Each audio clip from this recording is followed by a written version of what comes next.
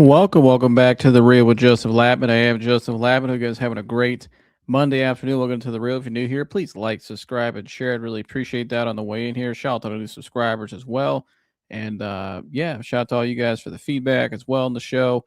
We've had a lot of new subscribers recently over the summer, and people leaving some voicemails as well and their thoughts on the shows, whether it was back when we were covering the LeBron thing, the free agency decision there, or now the Browns with training camp and all that. So shout out to all you guys. Thanks for tuning in today as always.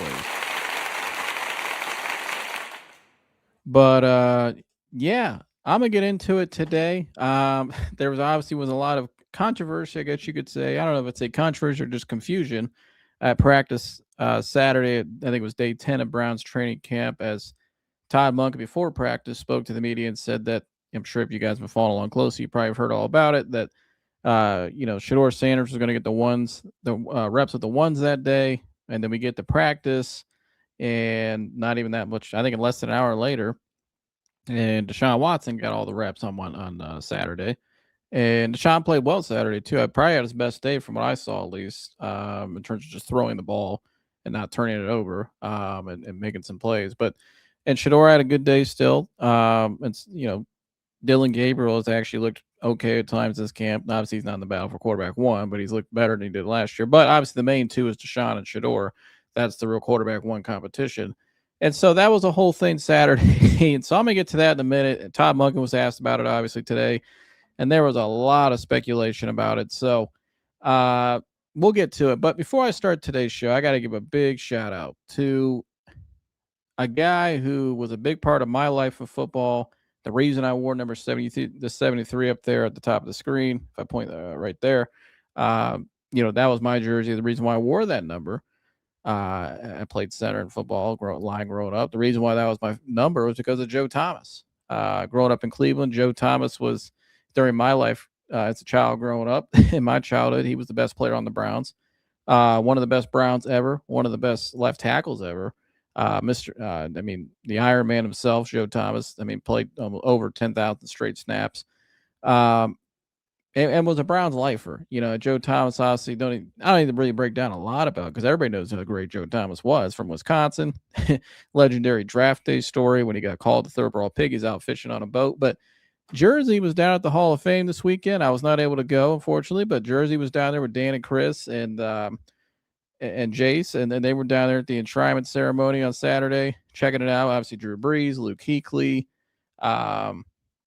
Larry Fitzgerald, Roger Craig. It was a loaded class. They all got it. So they went down there. As they were walking out, Joe Thomas was at the Hall of Fame Fest and had a little tent set up, and he was out there grilling burgers.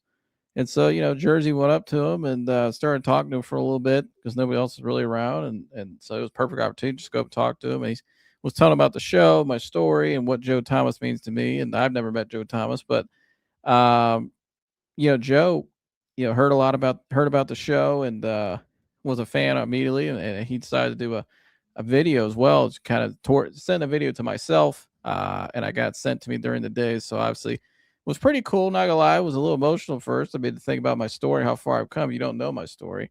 Read it in my bio. There's an article I did with Voyage magazine, and my first episode I did in the show was about it. And so it's kind of a full circle moment for me. My favorite player ever, and the reason I wore 73, sending me a video like this. But there's Jersey right there, and shout out to Jersey. I've seen Dan for making it happen, but Joe Thomas, the man himself, shouts out the Real. Here's what he had to say. Yo, what's up, Joe? I just heard about the Real, and it's already my new favorite podcast. I got to say, what's up? So sad that you couldn't be here, but we're celebrating Enshrinement Weekend. Maybe we'll see you here next year, buddy. Keep up the great work. Go Brownies. Go Brownies. But shout out to Joe Thomas. Where's my button at? Shout out to Joe Thomas. But appreciate you, Joe. And Joe now follows along on social media, follows the show. So we appreciate you, Joe. Maybe we'll get Joe on down the road. That'd be awesome. But and go check out Joe Todd. I plugged this. This is not a paid sponsor, by the way, YouTube. Just me out of my kindness of my heart doing this for Joe Thomas. So, but he's out there cooking burgers for his Hall of Fame farms. And they have like their own Wagyu patties, hot dogs, all types of different meats from his Hall of Fame farms based out of Wisconsin, which is where he is from. And he also was selling some of this as well, some barbecue sauce, some seasoning. Got it all in the bag here. So shout out to Joe Thomas at Hall of Fame Farms. Also, if you live in the Akron Canton area, go down to local Jerseys. Again, not a paid sponsorship, but they also have Joe Thomas's signature burger in-house on the menu. I went and tried it out Saturday. It was very good. And the beef and everything was excellent. And so go shout out to Joe Thomas. Go shout out or go check out Hall of Fame Farms and support Joe Thomas and everything he's doing right now with that. Obviously, great product, and you won't be disappointed. So shout out to my guy Joe Thomas, the Hall of Famer. I mean, that's unbelievable. But I'm still speechless thinking about it. But anyways, but I had to shout out my guy and kind of share the backstory there because a lot of people saw that over the weekend. So yeah. But now I guess let's move on to what we're here for, the meat and potatoes of the show. What the hell happened at practice on Saturday? Todd Monken again spoke to the media on Saturday before practice and said that Shedeur Sanders was going to get all the 1 reps that day, and not even an hour later, Deshaun Watson's out there at the beginning of practice getting all the reps. Now there was media people there that said they were told in between Monken ending his press conference to practice that they were informed that Watson was going to get the reps and that there was a switch. And so this created a ton, a firestorm over the weekend. I saw all kinds of, especially local media in particular, and content creators, just all different types of theories. The Browns people were saying this is why the Browns have always been dysfunctional. And I saw that. And, this is the silent way of proclaiming Deshaun Watson the starter. All these different things. And then, even to the point where this morning ESPN Cleveland, Aaron Goldhammer went on there, and where's that at? Let me get this queued up. He even threw out this theory. So again, mind you, this is because of what happened Saturday. You had all this stuff over the weekend. All these different types. Is this, Kevin Stefanski 2.0 again? What happened last year at camp? All people were just like, what is going on? And again, even to this point today, we hear from Aaron Goldhammer. Here's what his idea possibility was. This is a report, just what he was thinking. Dang, this is all because of what happened Saturday. I think what's happening here is that Monken does not trust Shedeur Sanders to consistently get the team in and out of the huddle on a regular basis. Okay. And that's why he's playing a guy who's a pariah in the town in which he's employed ahead of Shedeur. That is an indictment of Shedeur Sanders. I don't know how else to look at it. Now, I have a sense of where I think this is going, and I want to be clear. I'm not reporting anything. How many times does Andrew Berry trade a quarterback as we go through training camp? It happens every flipping year. Guys, I think we're approaching the end of the Shedeur Sanders era in Cleveland. I do. Wow. Apparently, he's splitting second team reps now with Dylan Gabriel. Again, that's not me doing that. That's what the coach is doing. That's courtesy of ESPN Cleveland. Now, so that was what we heard. Again, this is because of what happened Saturday. Now you got people out there, and Aaron Goldhammer, I've been around a while. Shout out to Aaron Goldhammer. But saying that was a theory he thought of, that he thought, now he's throwing second team rep guys, that splitting reps in the second team with Dylan Gabriel, they must be, maybe they're going to trade him here soon. And here's one thing I get what he's saying in terms of with Andrew Berry, that Andrew Berry every camp always does trade. He always trades one of the quarterbacks. He did it last year. He's done it years prior. Now, and the one key thing about this that I thought about, I heard at the end of the week last week, that the Browns are now have 4 quarterbacks on the roster. They got Deshaun Watson, Shedeur Sanders, Dylan Gabriel, and Taylon Green, who they just drafted. Now, Taylon Green's not going to see the field as a starting quarterback in the NFL probably for 2 to 3 years, if ever. Okay, but he's like a project. Raw talent, great raw talent. This dude, 6'6", he's unbelievable athlete, very impressive. Probably one of the most impressive athletes on the team. But the problem is if you assign Taylon Green, who you just spent a draft pick on, to the practice squad, because you usually only roll into the season with 3 quarterbacks. So unless you want to roll with 4 and use an extra roster spot, which last year, remember, they didn't do. They had Kenny Pickett, who they ended up getting out of here, and only won in the season with 3, right? And I remember saying this exact thing last year, which is crazy. Here we are a year later, that you're not going into the season with 4 quarterbacks, and that whole competition last year was complete fake. I mean, it was all BS. They knew Joe Flacco was going to start from the jump, and that was just the dog and pony show. And I don't know why they did what they did, and I don't think it ultimately hurt the team and all the quarterbacks in the end. It was bad management, bad coaching, bad everything last year that happened with that whole thing. I mean, to the point where Joe Flacco, a Super Bowl champion and longtime vet, literally went to the media one day and said, "I wish I'd had some more reps." I mean, I mean, that's how crazy it was last year. But remember, to stay on track here, Kenny Pickett was the guy that was the odd man out because you weren't going to the season with 4 quarterbacks. It's just that you don't do that. You don't waste an extra spot on a 4th-string guy that's never going to play. I mean, the 2nd and 3rd-string guys you never want to see, obviously. So, well, assuming you have a quarterback 1 that's solidified. But you know what I'm saying. But the problem is if you assign Taylor Green to the practice squad, he could be picked up by another team. So, and as I thought about that over the week. I'm like, okay, you just spent a draft pick on this guy. I mean, what are you gonna you spend a draft pick on him just to cut him or let him go to the practice squad and get picked up by some other team? Because quarterbacks get hurt, things happen. Teams are always looking for quarterbacks. I mean, this is a guy with, team can maybe pick him up and say, hey, like if I'm the Lions, let's say, who just, their backup Teddy Bridgewater just retired. What if they say, hey, we'll take this Taylor Green kid and let's develop him? We did it with Hendon. They've been trying it with Hendon Hooker, but let's bring in this Taylor Green kid and set him behind Goff. So we have a quarterback already, right? You take the risk of losing him. So that from that standpoint, I've been looking at it like, okay, one of these guys has to go. Now you can't trade Watson because if you trade Watson, nobody's trading for Watson, but also because of the money.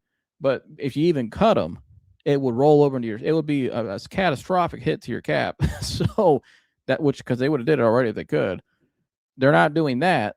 So that leaves Shedeur and Dylan Gabriel. Now, you could look at this and say, before Monken spoke today, over the weekend, you could come to that conclusion possibly.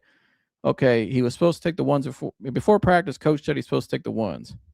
Something happened in between in less than an hour where Watson's now taking the 1 reps. Okay, is Shedeur possibly getting traded? I could see where somebody thinks about that because you look at the whole situation like I just broke down and why you're not going into the season with 4 quarterbacks and how you look at the circumstances. I mean, you just spent a draft pick on Taylor Green. You're going to put him on the practice squad and let another team possibly pick him up? I mean, that was kind of a waste of a draft pick if you ask me. If you do that, and I would rather keep the kid around. Hell, I think you could use the kid down the road in certain packages with his running ability. If you can develop him to get out there in certain moments of the game, like down at short yard and distance or goal line stuff like that. I mean, but again, you look at all of that, and you can't get rid of Watson. So I could see where that came from. Now, Todd Monken spoke today. And was asked about what happened. And Todd Monken, where is it? Give me 1 second. Pretty sure you guys are tuned in. Now, Todd Monken spoke today, like I said, and here's what he had to say about the situation and what happened Saturday. Todd, what was the reason for the change in plans with quarterback? It really was Shedeur on Saturday took the ones in the walk. So I anticipated him being with the ones. When I walked out, guys grabbed me and said, hey, the last couple of days we've been kind of looking at it. Shedeur's got a few more reps with the ones. That's all it was. I wasn't even at the moment. I was like, yeah, sure, we'll flip it. And then next week we'll go the other way. I sure as hell wasn't thinking about coming back here and telling all you guys that I was going to change my mind because I really don't have to. And so that's just the way of being the head coach. I can kind of do that. Ultimately, Shedeur's going to go today with the ones, unless on the way out I change my mind, and then he won't. Okay.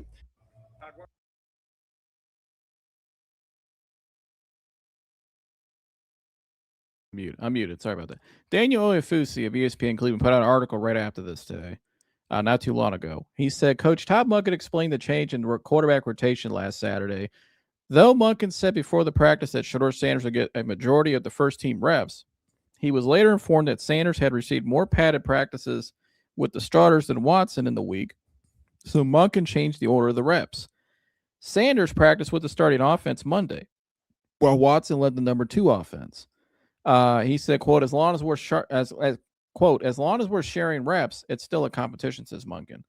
Monken also said he has not decided which quarterback will start the preseason opener in Chicago on Saturday, but he intends to start Watson in one of the first preseason games and Sanders in the other. He said, "quote I'd like to get our starter out there for the first series together, or excuse me, starters out there for the first series together in the preseason opener," Monken said. So Todd Monken says, and you heard him in the quote there, or in the clip there, and then obviously being quoted here, that he was informed that Shedeur had received more padded practices with the starters than Watson in the week. So he changed the order of the reps. And if you remember, if you go back to what Todd Monken said here, here's the clip again. Let's play it one more time. He mentioned something here that really stood out to me that I'm kind of curious about. Here's what he had to say. What was the reason for the change in plans with quarterback? It really was Shedeur on Saturday took the ones in the walk. So I anticipate him being with the ones. When I walked out, guys grabbed me and said, hey, the last couple of days we've been kind of looking at it. Shedeur's got a few more reps with the ones. That's all it was. I wasn't even at the moment. I was like, yeah, sure, we'll flip it. And then next week we'll go the other way. I sure as hell wasn't thinking about coming back here and telling all you guys that I was going to change my mind because I really don't have to. And so that's just the way of being the head coach. I can kind of do that. Ultimately, Shedeur's going to go today with the ones, unless on the way out I change my mind, and then he won't. Okay. Now, he says at the end there that he changed his mind. That he can change his mind. And he's right. As the head coach, he has the power to change his mind. But he said in the beginning there that some people came and grabbed him and told him, and it was written here again from Daniel Ofusi of ESPN Cleveland, that, or of ESPN who covers the Browns Cleveland, excuse me, that he was later informed that Sanders had received more padded practices with the starters than Watson in the week. So Monken changed the order of the reps. And you hear what Monken said there. He said, yeah, sure, I'll change the reps. So I'm curious, who the hell came and told Todd Monken to change the order of the reps? Because my initial reaction is being around coaches like I know, been around the game a while, around the game now. I've been around a lot of high-level coaches. That the coaches meet every single day before and after practice. They go back, they watch film of practice. They analyze everything that's going on at practice 24. I mean, they know everything that's going on at practice. Todd Monken's not an idiot when it comes to, okay, what do the reps look like this day to this day to this day? He's also structuring the practices. He and his staff sit down before practice every morning and go over anything. And a lot of times what happens in these meetings is they sit, and I've heard people that, I know they've sat in the meetings. I mean, that you sit there, you go down, okay, OC, what did you see yesterday? And he'll kind of give a rundown of what he saw, what he wants to get better at, what suggestions he wants to see differently, right? Sometimes they'll go down to position groups, right? Hey, tight ends coach, what'd you tell us about, what'd you see yesterday? Well, Harold Fant, I thought, did much better yesterday at practice than he did. Just use an example. Or then he'll go to the quarterbacks coach. I thought Watson looked a lot better. He's responding better yesterday than he did last week or this week, and I thought Shedeur threw the ball well here in this period. I think we need to do a little better. That's how they sit and meet, and they go over everything, and they analyze everything. They see all the data, the numbers, and the reps. They know everything that's going on. So, and before they sit, or excuse me, before they go out before each day and they have these meetings, they run through what the practice is going to be that day. The coach already has in his mind. Usually the night before, when he's sitting at his house, he's already looking. Most coaches are already sitting there looking for, or excuse me, mapping out the next day in their mind and kind of what they're thinking. And so then when they get there to the next day, they tell their staff, this is what I'm thinking, this is what I see, and they collaborate a little bit, and they make a game plan, kind of like a game week, but they do it for practice too every day. So I'm just curious, who came and grabbed him and told him, hey, you need to flip it? Or did he just maybe he misspoke? Maybe he didn't mean to say Shedeur's getting the ones that day. Maybe he knew it was Watson. They told him you messed up. I don't know. But it was very bizarre for sure. And, do I think it's the end of the world?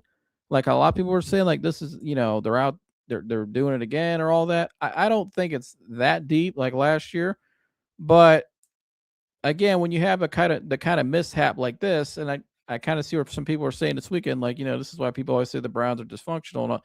Now, to be clear, I don't think Todd Monken. I think Todd Monken's done a hell of a job since he's been here. I like Todd Monken. I've been one of Todd Monken's probably biggest supporters. I think he's going to be a great coach. I like him a lot, and I know lots of people that worked with him and know him, and this be nothing but highly of him. But when you have blunders like this, it creates speculation. And so when you have people that are pissed off about the speculation constantly and say, oh, people are making up stuff, people are trying to stir stuff, you guys got to remember a lot of the stuff the media or the organization is kind of created themselves.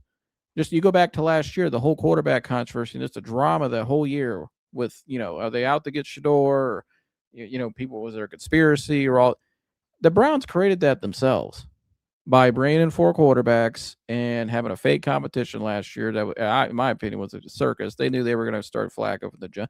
Again, a lot of times they create their own messes, and they wonder why there's all the speculation. Now, I think some organizations don't mind the speculation because it creates more interest to the team, which is better for business, right? It's a business at the end of the day. But in this situation here with Todd Monken, again, I'm just curious, like, who came and grabbed, because, I saw this clip a little bit ago of Emmett Golden and Gerard Cherry. They're on the afternoon show here at ESPN Cleveland.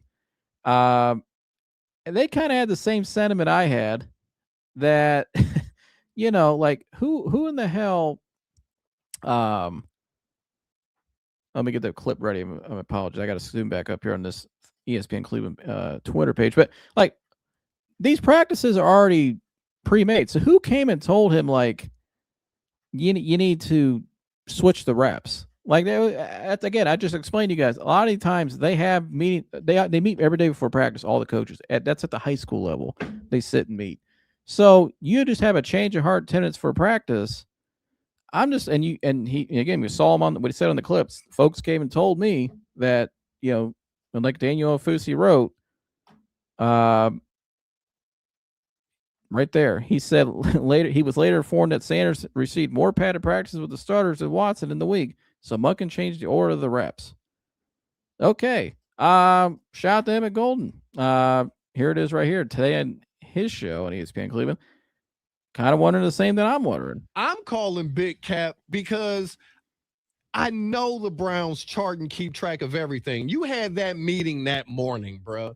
You didn't, after walkthrough. You made it sound flippant, right? Yeah, like somebody just was like, hey, by the way, let's redo our whole practice schedule and our whole program. Pro teams don't do that. They don't have a plan for practice, and then 10 minutes before practice starts, change everything. Now, that's kind of what because like I said, most coaches before every day at practice, they know what the hell they're going to do that day. Okay. They know who's going to get the ones. They know, and he even told you before practice. Shedeur's getting the ones today. It was predetermined, but then all of a sudden some people came and grabbed him and told him, like, again, what it says in the report there. He was later informed that Sanders had received more padded practices with the starters than Watson in the week. So he changed the order. Well, you don't think he's keeping track of who's having more padded practices in the week? He's the head coach. Of course, I'm pretty sure he knows. I would hope. I mean, again, he's the head coach. So I don't know. I'm kind of like, I'm not going to overact. Again, in my opinion, do I think, going back to the speculation earlier about Shedeur, I don't think Shedeur's getting traded anytime soon. But, I wouldn't trade Shedeur. I think Shedeur's had the best camp between the two so far. And I don't think it's really been close so far. He's been more consistent, and that's what I care about. Guys who are consistent every day and been more clean with, taking care of the ball, not turning the ball over at a high clip like Watson was. So it's definitely a competition, in my opinion. And by his own words today, again, that's why the quote's on the thumbnail, quote, as long as we're still sharing reps, it's a competition. But, It was just odd. I don't know. I mean, I get the Browns every year. It's like there's something, there's just like a mishap or something every year. And, again, Todd Monken, again, he's right. There are coaches that do that at times when they'll show up at practice. They'll tell the team something ahead of time, right? Like, hey, this is what today's going to be. And then they'll get out there and practice, and it's a completely different whole thing. And they throw the team for a loop. They challenge their team. Now, the difference I think here, though, is they already had a walkthrough earlier in the morning. He spoke with the media in between and told the media that he was going to get he was going to get the reps of the first team, during training camp today. So I don't know. It's just something just doesn't seem right to me. And he said it's on tape. It's not a conspiracy. It's on tape. Todd Monken says, folks came and told me that he had received more first team reps in padded practices. So I flipped it. And I'm just wondering who the hell told you, because you're the head coach. Your staff? I mean, did you guys not keep track of the reps last week? Like, what was going on? Because, again, like those two guys just said, that's not very common in football to just flip the whole script of the practice like that. And maybe he gave flexibility, like, it's the same practice no matter who's getting the 1 reps, and we can just plug and play. Maybe that's what happened. But I don't know. Usually they're on top of that. And again, when you're meeting like that constantly, and they meet a lot. Those are long days during the season. Trust me, I know a lot of coaches. And those are like long 18, 20-hour days sometimes. It is grueling hours for coaches when the season starts. But they're on top of everything. And so, I don't know. Very interesting. But Tony Grossi spoke today about it, and here's what he had to say. I think it's his job to lose. Now, there's still a ways to go. I don't expect the coach to name him today. But who knows what happens in Chicago? He hasn't played a game at live speed in 20 months. Everyone's waiting to see what he looks like. So that's why he's not going to name a starter for the season yet. We don't know if Watson's going to revert back to what he showed early in camp, or has he gone over the hump and is he a better version of himself? So I think that's what's going on right now. And so that's what he explained about the quarterback battle. Now, I think he had another quote. Let me get this on the screen here for you guys. Give me 1 second. If you're just you just tuned it in, please like, subscribe, and share. Shout out to all you guys.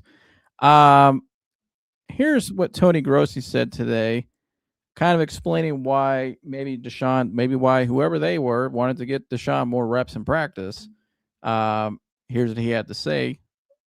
Give me 1 second. Where is it? I got a lot of links today for you guys. Here we go, right here. It actually began on Thursday when Watson received number 1 reps in 2 different periods on a day that Shedeur was going first. That was the first inkling of a turn of scheduling. Then came the Friday practice indoors, and then Saturday when he took all the ones. Now, from what I understand, the Browns, were perplexed about Watson's interception. That's the only thing that's been holding him back from running away with this competition. He had 7 interceptions in the first 7 practices. And so they talked about it and decided, well, let's give him more reps and see, if he could shake this rust off. He hasn't played in 20 months. And since they increased his reps, he's had 13 touchdowns and 1 interception in 4 days. Okay. So they've got to get someone into a groove here. And it appears that Watson's that someone. Now, me personally, how I evaluate the situation, I'm not looking that far into it.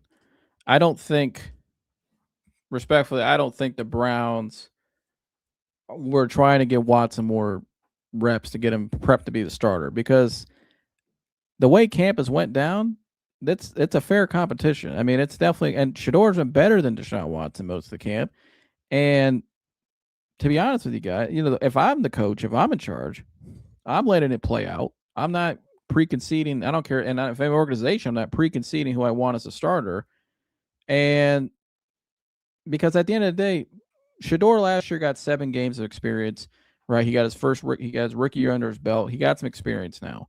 He's gotten better clearly over the offseason. He looks a lot better than he did last year. He's clearly improved. And I think he has a better supporting cast around him this year with a better O-line. I think he has a better coaching staff in place. to me, and he's been the most consistent, and he hasn't turned the ball over as much. Deshaun Watson, we've been down this road. This is the third time now since Cleveland, right? We brought him here in 22. He got hurt. We brought him back in 24. And I think he didn't play well that year. Obviously, he was not great at all. And I think a lot of that, the organization did a bad job as well with the whole carousel of coaching, of the coaching staff. But anyways, and then here we are again with the third time around. And so, to me, if I'm the Browns, you might as well roll with Shedeur if he's better than Deshaun.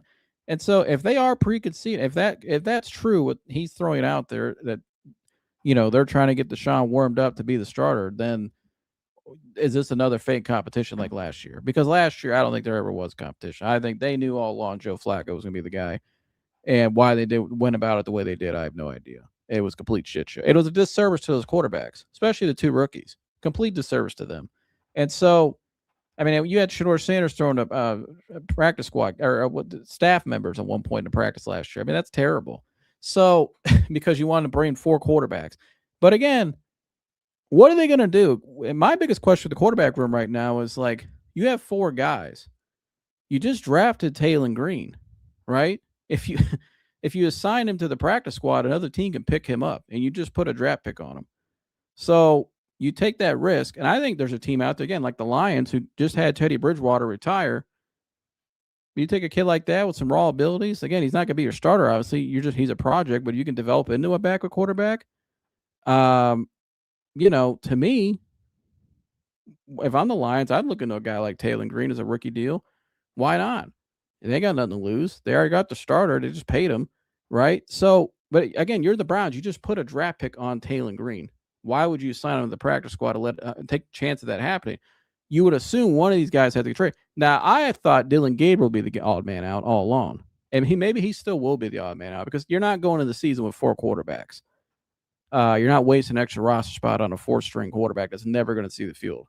So I would trade Gabriel. If it were me, I'm trading Gabriel. I'm letting the competition play out fairly, splitting the reps. And so far, what I've seen through camp, now Deshaun, to his credit, had a much better week last week than prior. The first week, he looked terrible. Okay, he was a pick machine. Didn't look very confident in his throwing motion. Like, just this did not look great. Operation was bad. Shedeur looked a lot cleaner. He was a lot more crisp. Didn't turn the ball over really. Threw some beautiful passes. It looked a lot better, right? It looked more cleaner and looked more consistent. I thought last week Deshaun played a lot better. He brought down the turnovers a little more. Seems to be airing out a little bit more. He made some impressive throws, but Shedeur didn't really do anything. To me, Shedeur didn't drop off either from how consistent he's been playing. So, and to me, and Todd Monken shot down. Tony Grossi talked about it. If Watson wasn't turning the ball over, he would run away with the competition. I don't think what Todd Monken said today was nobody's running away with anything. This is a competition. They've done it. They've evened out the reps pretty fairly. Then they've done a great job of it, I think, in terms of the fairness of the reps and getting guys the looks. Why what happened Saturday the way it did, we broke it down a little bit ago. That was still odd to me that Todd Monken, again, the coaches meet every day before practice, and that all of a sudden somebody informed him right before that, hey, Shedeur had more reps last week and then Deshaun in the padded practices with the ones or whatever. And I'm like, and how does he not know that? Like, you're the head coach of the team. You and your staff meet every day. You collect, what's going on. You're the one that organizes the practices, for crying out loud. So, I mean, that was a little odd. And I get it. That's why, again, the Browns, I don't know how that happened, but that you create a lot of the speculation when you have mishaps like that. The media is going to take it and run wild with it like they do. And some people are just going to take it to the extremes. But again, to me, yeah. And shout out to Buck Gordy. Says Shedeur Sanders is feeding YouTubers families. Exactly. And so when you have people like that, they're going to take stuff and run wild with it. And that's exactly what we saw with the weekend. I mean, some of the stuff I saw the weekend, I was just laughing. I'm like, okay, it ain't that deep, guys. Calm down. Maybe we'll see. I wanted to wait and see what Todd Monken had to say today. But, and again, I'm still kind of confused by who he was talking about. They came and informed him, and the clip I played earlier from Gerard Cheer, they don't know. He knows they plan out their practices every single day. I don't know how the hell he had a mishap where they had to come and tell him, hey, he had more reps. What was it? Daniel Ofusi wrote it right here. Though Monken said before the practice that the Shedeur Sanders would get a quote majority of the first team reps, he said later that he said he was later informed that Sanders had received more padded practice with the starters than Watson in the week, so Monken changed the order of the reps. Again, I just don't know how he didn't know that. Like, I really have a hard time knowing that a coach doesn't. Most coaches, they know what the hell's going on. They're running the practices. They're in charge of it. So that's a little weird to me, but I'm not going to look. I don't think it's taking it to extreme. Oh, they're going to trade Shedeur or any of that stuff. It may have just been a mishap, or maybe he really just said, screw it, I'm changing it. Which he has the right to do that. So, but either way, I look at it like this. That's over with. And today, Shedeur did get the ones to get I think most of the 1 reps today, right? Yeah, and he's a damn OC as well. That's right. He's calling the play. Again, I just don't see how he didn't know that. And I'm just curious, like, who came and informed him? And not trying to look too far into it. I'm not a conspiracy theorist with all this stuff, but just being around football like I have, and again, I've met around a lot of coaches at the high levels and learned from them and talked to them about the operational things like this with on and off the field. Like, they meet every single day in the morning and after practice a lot of times. At the high school level, they do this. Trust me, I'm around a staff right now. They meet their asses off all the time. And, I just kind of look like, how did he not know that? And who the hell came and informed him that he needs to get more reps? Because that, to me, is the bigger question. But it is what it is. But I will give credit to Shedeur Sanders. I thought from what I saw, he handled it well Saturday. He went out there and went through practice and did what he was asked to do. And it sounds from today, reports out of practice, Shedeur, I think he got most of the 1 reps today from what I read. It looked pretty good on the QB tracker. Not that I don't look at that as holy grail, the quarterback tracker, because all drills are different. Not everything's the same in practice. They're not scrimmaging every day like it's a game. But if you wanted to look at the numbers today, Shedeur Sanders, I thought, was very efficient. Again, 16 to 23, 3 touchdowns. Watson, 15 to 22, 2 touchdowns. Now, I don't look at the percent, again, because they're in practice. That's why it's called practice, okay? I think the quarterback thing's a little silly.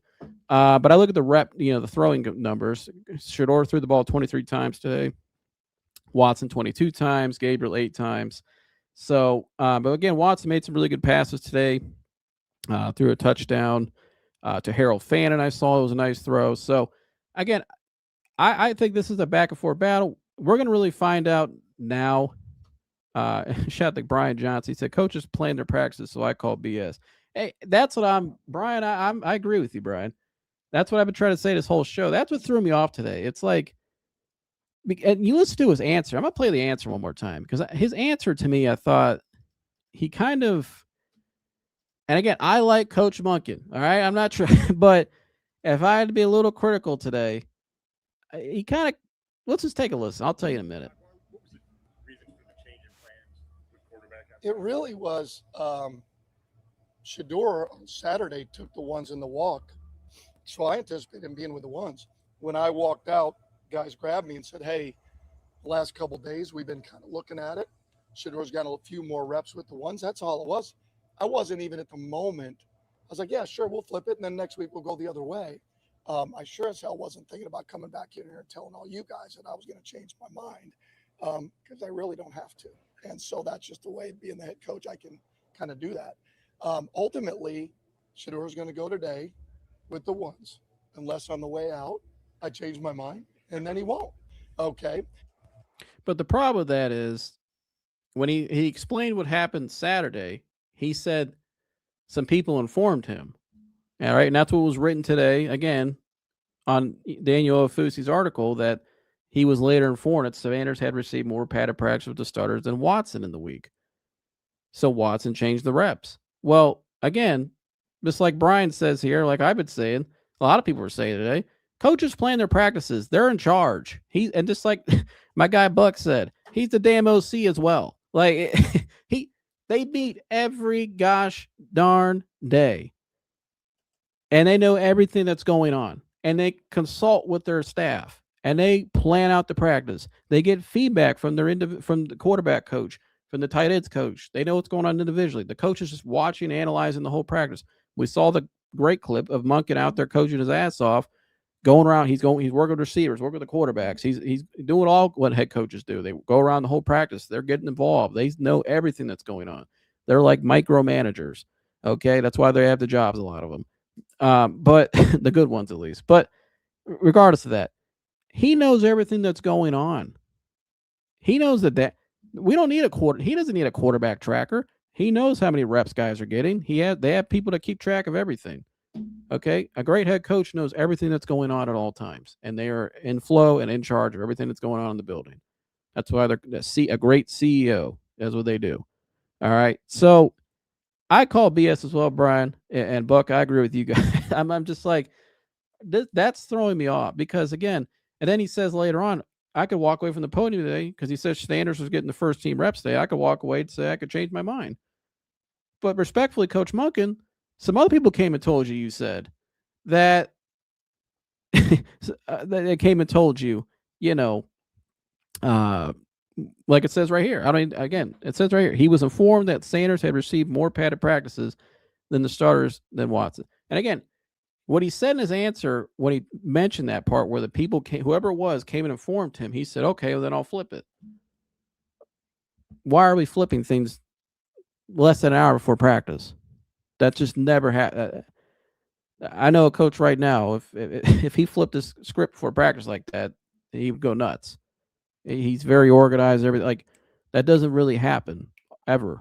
I've never seen that really happen. Again, do coaches throw teams off sometimes and challenge guys? Like they'll say like, hey, today we're going to do this. The practice will be like this in terms of intensity, and then go out there and flip and be a whole different thing just to challenge their guys. Yeah, I've seen that happen. It happens all the time. But to go to the media and say it like that, and then to walk off and you were informed, who the hell informed you? That's what I want to know.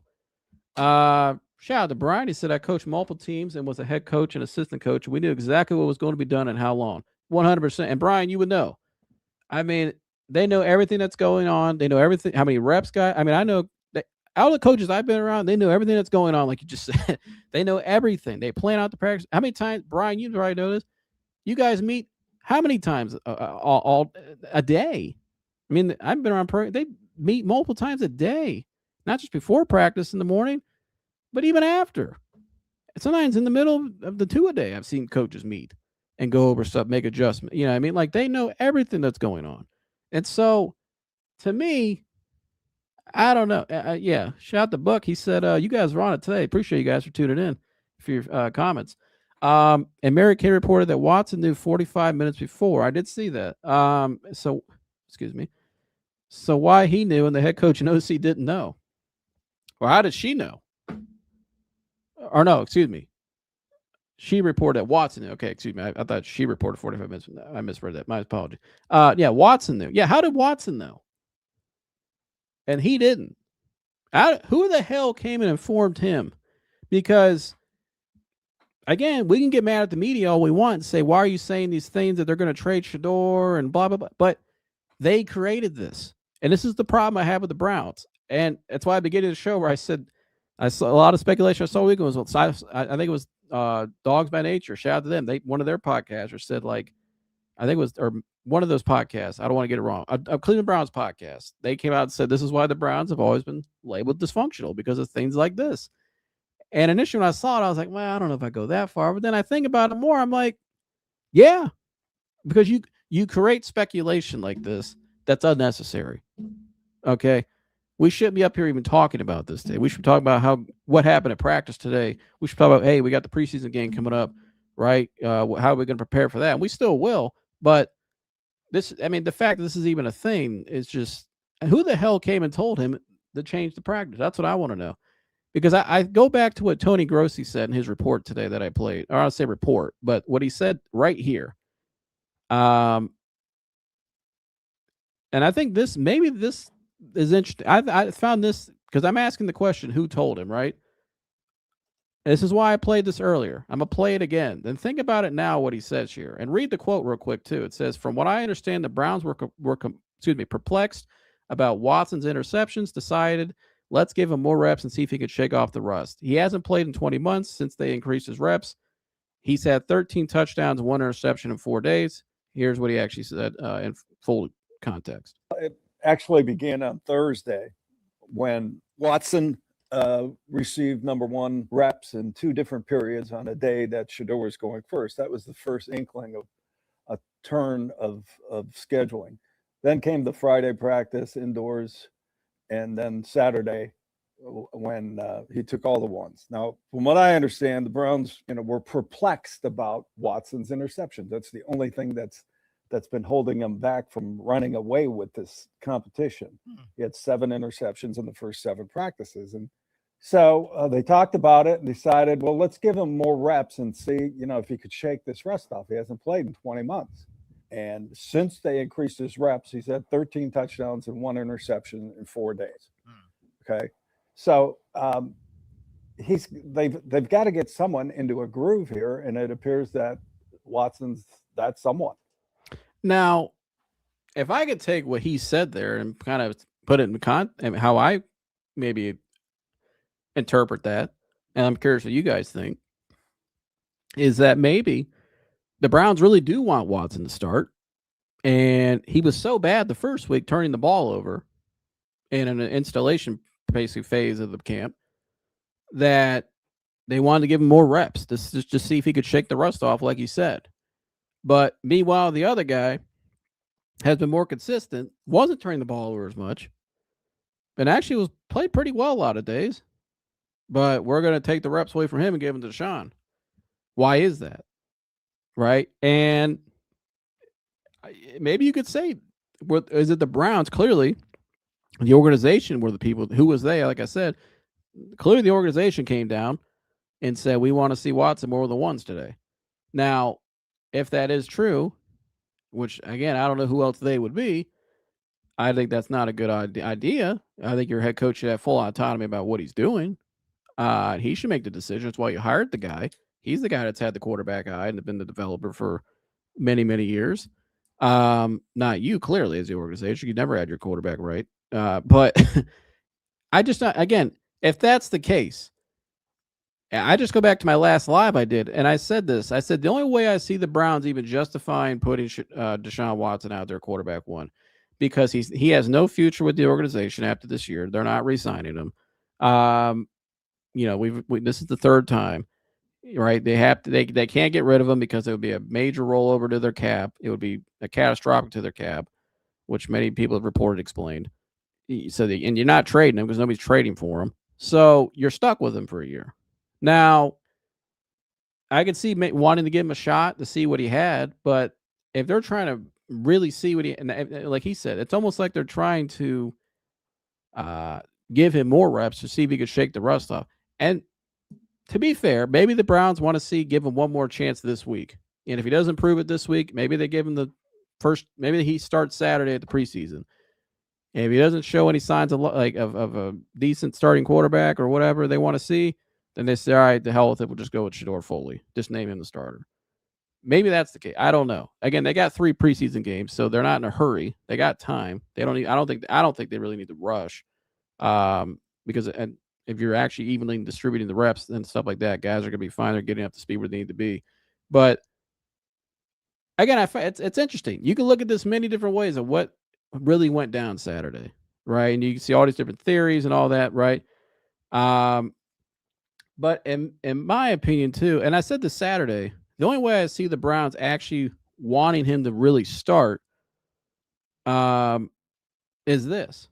Is it because you have a rebuild? You brought in you basically have all new offensive linemen. Okay. And you brought in some good ones, but you got a rookie left tackle.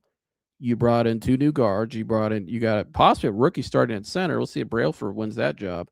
You just brought in Titus Howard, who he got a little banged up over the weekend. I don't think it's anything serious from what I heard, but I think it was just heat related. But you got a new offensive line. You got a new system, right? New coaching staff. You got a lot of new. It's going to take a little time. There's going to be some mistakes early on, and that's okay. Again, they're a young team. They're one of the youngest teams in the league on paper, I think, per average age. And again, you have a new offensive line, and you have a new coach. So you're going to see some, mistakes early on in the season for sure. which is like all teams, especially teams like this with their circumstance with the youth and the newness to it with the new staff and everything. But that offensive line in particular, maybe they want to give Shedeur actually, put him out there when it's more stabilized because Deshaun obviously, he still has more years experience, but Deshaun is not a future asset to them, right? And this is kind of what I was getting at Saturday. I could look at it like this: Deshaun's not our future. The only guy in this roster that possibly could be our future asset and quarterback is Shedeur. I think it's your job as an organization, where I think a lot of organizations fail, is by not properly putting the structure in place to develop guys. Pat Mahomes sat for a year in Kansas City, but look how it paid off because Andy Reid is a damn good coach and understands how to develop quarterbacks, having the proper structure and putting him out there when it's right. Lamar Jackson didn't start right away, and he's a guy that can improvise because of his athleticism. They still didn't put him out there right away. But John Harbaugh, really good coach, knows what he's doing. He's won a Super Bowl. It's okay to sit. It's not the end of the world. It's actually can be a benefit to you. And I think you look at what Shedeur's doing. Shedeur's working his ass off. Clearly, he's gotten a lot better. You hear him doing stuff at the house, even after practice. He's going back home working on stuff. Like the dude is working. You see him working after practice with receivers. Like he's putting in the time, and it's showing. So I could look at it. Maybe the Browns are looking at it like this: Deshaun Watson's not a future asset to us.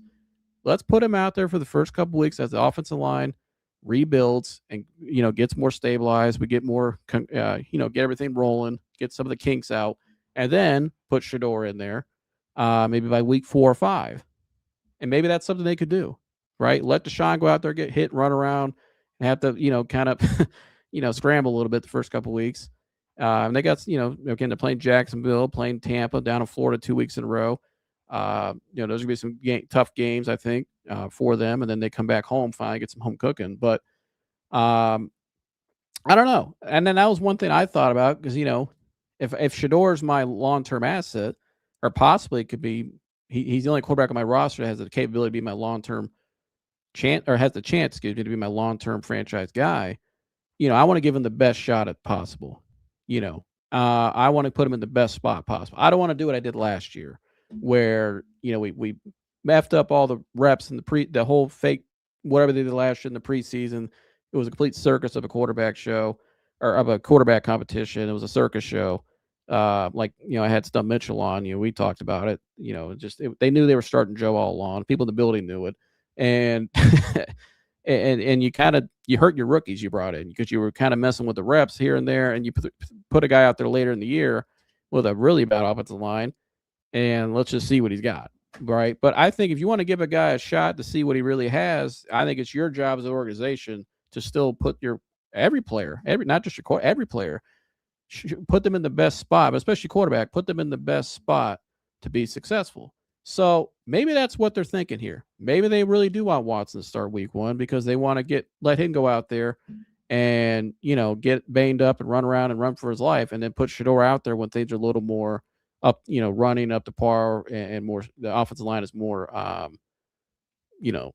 developed, I guess you could say, right? And they got a great coach and George Warhol, one of the best. So I don't have a doubt that offensive line is going to be rolling a lot better than they were last year, especially when they get to midseason. Well, obviously, God forbid, knock on wood, they stay healthy, and they brought in some depth, though. I like the offensive line unit this year. I think they look really good. So far in camp. I like Fano, what I've seen from Fano, getting into it with Jared Verse. Hey, I like a guy with a little fight. That happens in camp. Fights happen. You guys are going at each other every day for weeks on end, and it's hot out. Stuff happens. It's football. I'm actually kind of like seeing more fights this year in camp. I think that shows the intensity is a little different than the previous years with the new coaching change, and I like to see that. Shout out to Buck Gordy. He said, me being tinfoil hat guy, quote, the Browns want him to play and get hurt so the insurance pays his salary again. Hey, maybe. Again, I think they may want him to play week 1 through whatever, maybe 4, because they want him to go out there and learn, kind of improvise around the developing offensive line, not the guy they want probably to play the most games next year, which I think is Shedeur, because it makes more sense. You have to get an evaluation on Shedeur next year.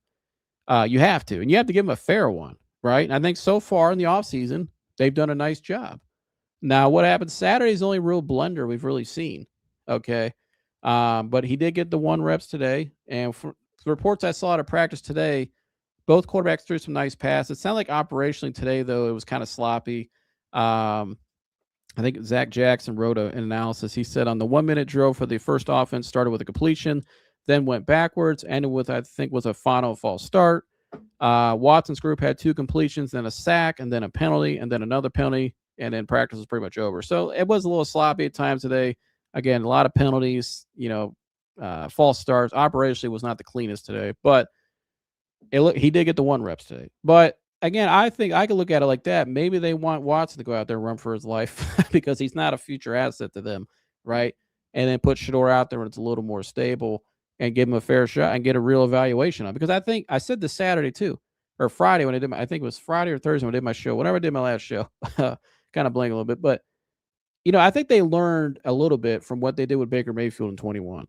They really messed that up in 21. You had a guy in Mayfield who was your starter, your guy drafted first overall, did very well the first year with Stefanski. I mean, he had a very efficient year, led him to the playoffs. They won a playoff game, right? You finally had something going, some momentum going. I mean, you were a 4th quarter away from getting past Kansas City in a couple drives. And, he gets hurt the next year and you play him hurt, but because he was on a contract year, you wanted to force him out there banged up like that. I mean, he couldn't even play on his back foot. And he couldn't throw the ball accurately. He could not, and that was a lot of his game was throwing the ball accurately, especially his size. He's got to be able to throw the ball in the motion he throws it. He can't really. I mean, he was banged up. He was hurt. Again, I've had Stump Mitchell was on at the staff there at that time, solid every day. I mean, you go to the Christmas Day game that year against the Packers. He didn't practice for 8 to 9 days, and they flew him in on a jet that morning and put him out there, and he threw 4 picks. So, I mean, what did you expect? The guy was out of rhythm. He didn't practice. He was hurt. He was banged up. Probably confidence was kind of getting low. I mean, they did him a complete disservice that year, how they handled that situation. And you look at what they did last year, a complete shit show, in my opinion. And so nobody got better. And that's why they ended up with 5 wins again. They ended up with 3 wins the year before that. Bad coaching, bad man, just overall, just not good football, bad coaching, and bad job of the organization. And so, I think hopefully they've learned from that. Maybe they want to handle this differently. I think Todd Monken understands that. Again, he's developed guys. You saw what he did with Lamar Jackson, who was already great when he got there, elevated him more to have a 41 touchdown, 4 interception season, MVP season, over 4,000 yards. I mean, that was phenomenal. And then a guy like Stetson Bennett, who was 5'10" at Georgia in the SEC, won 2 national championships. He got drafted in the 4th round. So Todd Monken knows what he's doing. Okay, he can develop quarterbacks of all different sizes and types of athleticism and everything. So maybe that's their plan. Maybe they want to redevelop the development from last year in some ways, which I've been saying that could be the case for a while now. Again, Todd Monken wants to mold him into who he wants him to be, right? And so maybe that's what the plan is. I don't know. Joe, I'm going to be like the media. If you go back to Watson's first press conference, he stated he got a call reassuring him Jimmy Haslam went to his wedding, so there's a close relationship. Yeah, I mean, that's a good point, Brian, because after Haslam said he was a swing and a miss, which everybody thought, you just assume when an owner says that it's over. Let me get this off the screen. You assume that it's over. That he'll never hit the field again in Cleveland. But then he goes to his wedding after. Then he gets the insurance, like you said there. He brought that up. He got the reassurance call, from the ownership. I think there's definitely something there. I think there's definitely people in the organization in charge that want to see Watson play and actually want to see if he can actually, like Tony Grossi said, shake off the rust. And I think maybe that's what I just explained, why maybe they want him to start, is for a lot of different reasons. I don't think my theory is that bad, because I think that actually could benefit Shedeur in the long run. Again, they're setting you up to succeed finally, right? They're trying, and the Browns finally as an organization are going to start doing it the right way, and not rushing things. And quarterbacks, every quarterback's different, but it takes time to develop. It's one of the hardest positions to play. It's the hardest position to play in all sports. So again, like I said, if Pat Mahomes had to sit for a year, anybody could sit, okay? Because that dude was a freak show coming out of college with his arm talent. But Andy Reid's like, no, you got to park it right there by Alex Smith. And look how it paid off for them. And I'm not saying that's going to happen, but again, there's nothing wrong with that. And it could be a benefit. And so hit the like button, subscribe. I appreciate you, Brian. Thank you so much. A shout out to all you guys for commenting in today. And, Yes, please like, subscribe, and share. Tool Man, good to see you. Well, last year I wanted defenses to sack and concussion protocol. Dylan Gabriel, dang. When it was clear they were not going to give Sanders a chance under any normal condition. Wish the same for Watson, though. All right, Tool Man, I appreciate your comment. Shedeur is better athlete than they give him credit for.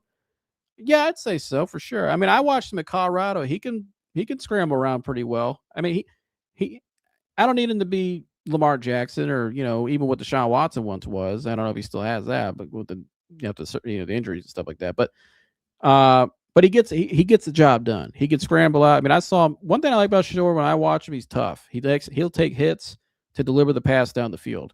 Yeah, I mean, I remember the one game, I think he was his second year maybe in college or his first year. I remember he rolled out left, planted his feet, which I loved, and then knew he was going to get smacked. I mean, there was a linebacker charging right after him, throws the ball downfield, gets, bashed right into the ground and throws a touchdown into the end zone. A beautiful pass. So I like about him. What I like about Shedeur, I like his pocket, how he likes to play in the pocket. He gets the job done. He's got enough athleticism. He can improvise. He'll be fine. They got the deal of the century, getting the first round talent in the 5th round. Yeah, I mean, and I like Shedeur come out of college more. Maybe some other people did, but I thought there was definitely some upside there. Again, for any quarterback, whether you're Shedeur Sanders or whoever you are, where you were Tyler Shuck coming out of that class, I think situation matters and where you end up matters. Had Pat Mahomes, for instance, like I mentioned, all that talent he had, he was, Andy Reid said, you need to sit for a year. Had Pat Mahomes went to an organization like the Browns at that time, they would have probably threw him out to the Wolves that first year. And he may have never became that guy. He would have got hurt. Maybe he would have got hurt. Maybe he would have just never developed the way he should have. Coaching matters, right? And so I look at it like that, I think with Shedeur now compared to what situation he was in last year with Todd Monken, whatever Todd Monken's plan is, I think Todd Monken, as long as he has a full autonomy, which I'm assuming he still does, at least I hope. Although that's the biggest thing I'm kind of questioning after Saturday was, people are telling you what you can do with your practice. You're that coach. Usually they don't ever tell you what you're doing with the practice, but they hired you to run the practice. But anyways, and to coach a team. But, I think he will give him a fair shot and do it the right way. Bill Deshaun Cosby, number 4 of my book, says, show nothing but ugly football. I went back and watched all 19 starts. Most of them were bad. Were few moments, mostly the guy owns me, wins and money. It's been pretty in Cleveland for sure. George Warhop sucked with the Ravens. Well, George Warhop is a damn good offensive line coach, right? He was here when Joe Thomas was here. And I know a lot of people in the industry say George Warhop he's had a pretty proven track record. He's a dude. I don't know what happened with the Ravens, but although I have to go back and look at his Ravens time, his time there with the Ravens. But I think your offensive line coach, I think, is the most important hire you make as a head coach, and that was the first guy he hired for a reason. He was basically hired the day they announced him as the coach. He brought him in with him. So I lost all respect for him coming from Houston. I think he got off light. Should be sharing a cell with Henry Ruggs, starting in Cleveland. Am I alone thinking we will learn? And I prefer going 0-17 and Watson winning 7 or 8 games, being mediocre, not playing short enough to answer questions. Well, I don't know. I mean, I think Shedeur. If I had to bet, I still think Shedeur is going to play most of the games this year. I just don't see a war. Again, even if Watson plays the first 4 or 5 weeks, I think eventually they're going to pull him out. They have to evaluate Shedeur this year because they have 2 first-round picks in this upcoming draft, which, as of right now, is projected. We'll see what happens. Guys still got to play it out. I get it. It's projected to be a pretty good quarterback class, especially in the first round.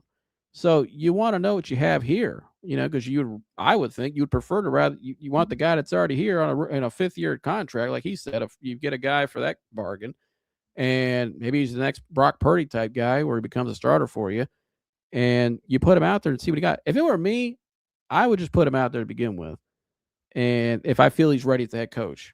Now, again, I'm not there every day, but I can't determine that. Only Todd Monken can. But if I feel like he can handle the maybe some adversity early on in the season with the offensive line, which I've seen him do already at Colorado anyways. He didn't have great offensive line anytime he was there anyways, but and let him improvise, then yeah, why not? Shout out to Raw Status TV. He's going at I think he's going after talk about Tool Man. Let's let's see, because they both got fired at Baltimore. Did they fire Warhop? I don't remember. I know Warhop. From what I hear about Warhop, he's a damn good offensive line coach. And I from what I've seen and heard about him, I think he'll be just fine. And I know somebody that knows George Warhop personally, and they said he's okay. So he did, but I know some people that know. I'm not worried about George Warhop personally. I don't know what happened to Baltimore, but based on the track record, I think he'll be fine. I'm hoping, because we went through two different line coaches since Bill Callahan left, and they vastly undervalued, I think, Bill Callahan when he was here and how important he was. But I think he'll be fine. I think I know he's a pretty good offensive line coach, and his line got Lamar hurt last year. Yeah, I don't know though. I'd have to go back and look at the context of all that. I mean, I'm not saying you're wrong, Buck, but I just, what I know about George Warhop, and who knows, that could have been a freak accident on that play. Maybe, I mean, again, guys make mistakes, stuff happens. Unfortunately, sometimes guys get hurt, but I don't know. I from what I know about George Warhop is he's a dude. Like, he's a legend, and well, I'll say legend, but he's a damn good offensive. He's one of the more notable offensive line coaches. I'll just leave it at that.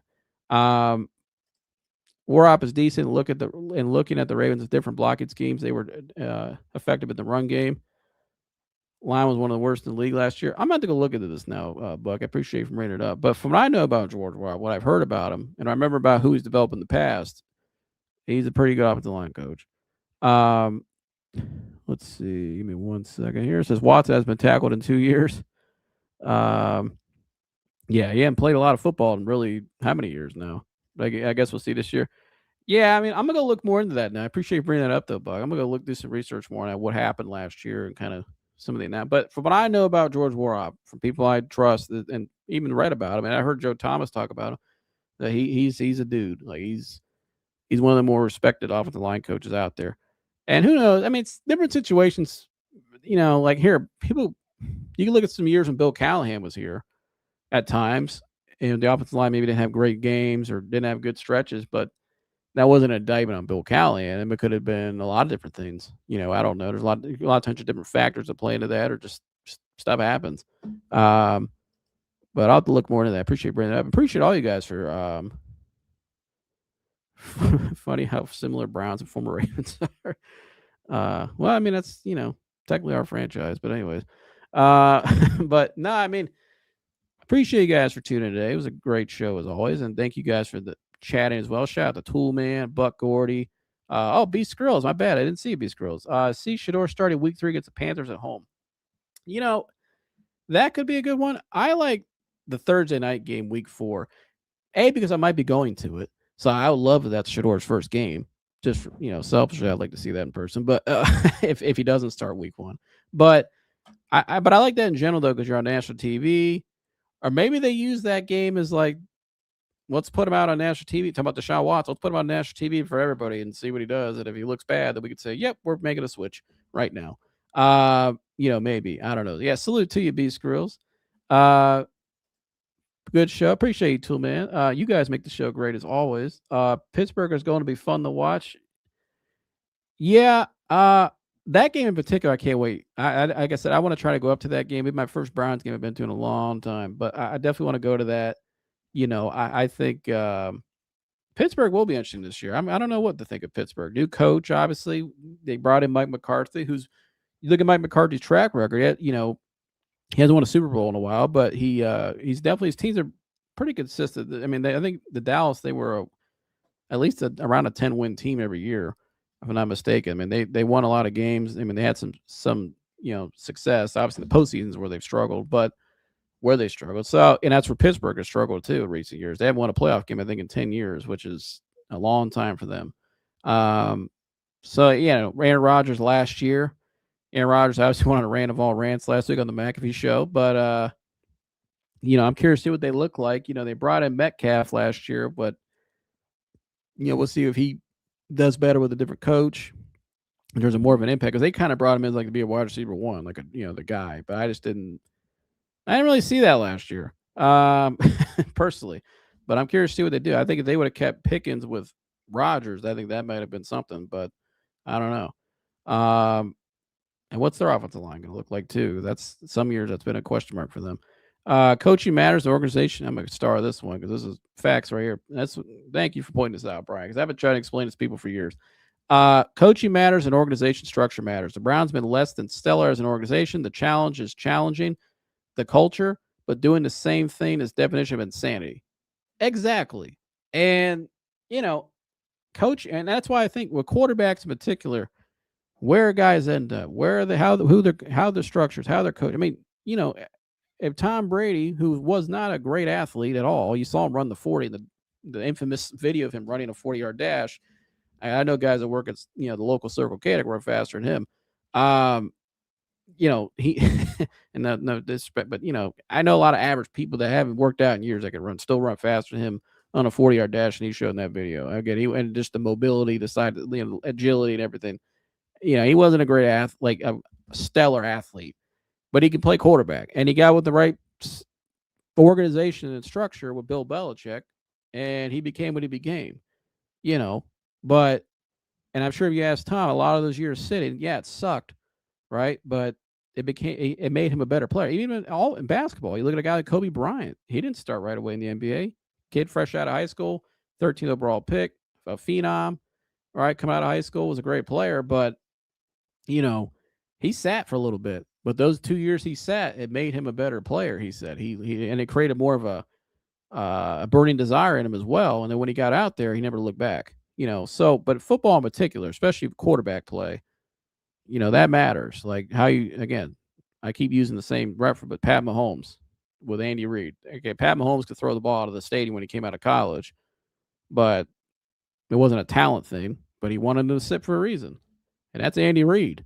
So, and look how it worked out for him. Shedeur's beaten them once already. Yeah, he did beat the Steelers last year. They would have to play against someone other than Miles. I like this Browns defense. I like what I've seen from them in camp. That was outside of the offensive line, my biggest question mark was the unit as a whole, not from a talent perspective, because they don't have Myles Garrett, but they brought in a guy in Jared Verse who ain't no slouch himself. He's played some meaningful football. He's been a part of an organization like the Rams.